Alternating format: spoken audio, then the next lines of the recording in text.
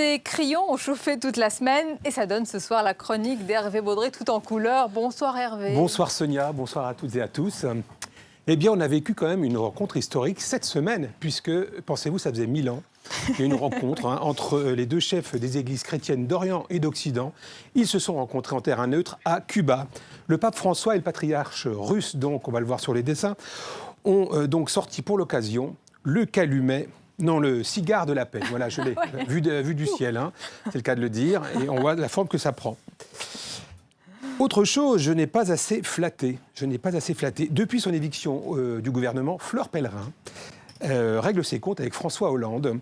Donc de là, ce que Fleur nous sorte son dard dans un livre, ça va saigner pour le style. Ce sera plutôt San Antonio que Mondiano, peut-être. Hein, Merci pour cet instant. Oui, cet instant. Oui, ça n'a même pas été un moment, ça a été un instant pour ce qui la concerne. Oh là là. Exact.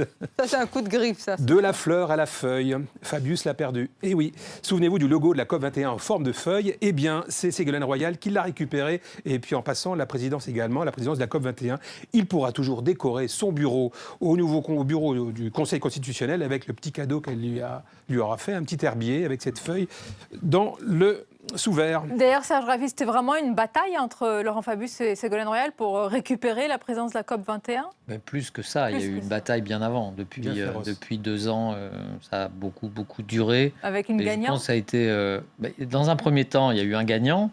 Et là, c'était un peu gagné d'avance, pratiquement.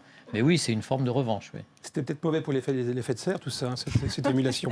Tiens, un petit dédicace pour Serge Raffi. 3 mois après les attentats du Bataclan, le groupe américain de musique Eagles of Death Metal a fait donc son retour à Paris, à l'Olympia, pour terminer ce concert stoppé de façon tragique en novembre et dire fuck aux terroristes. Donc on voit les fameux logos, la gestuelle que dessinée des Eagles. On la reconnaît bien, oui. Vous voulez la commenter ?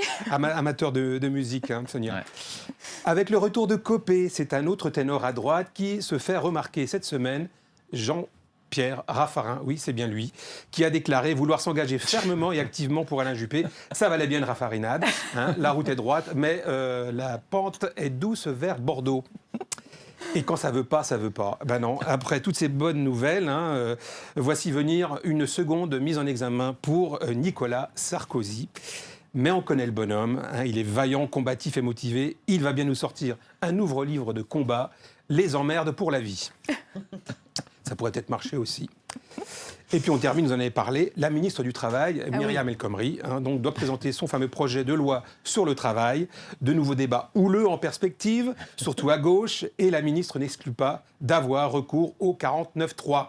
Donc ça fera un peu de courant d'air peut-être dans le Code du travail. Là, c'est elle, oui. Hein, oui, j'ai dessiné. Vous débutez dans la caricature, hein, tel comme... C'est pas mal. J'ai fait les cheveux bruns quand même. Oui, c'est ça.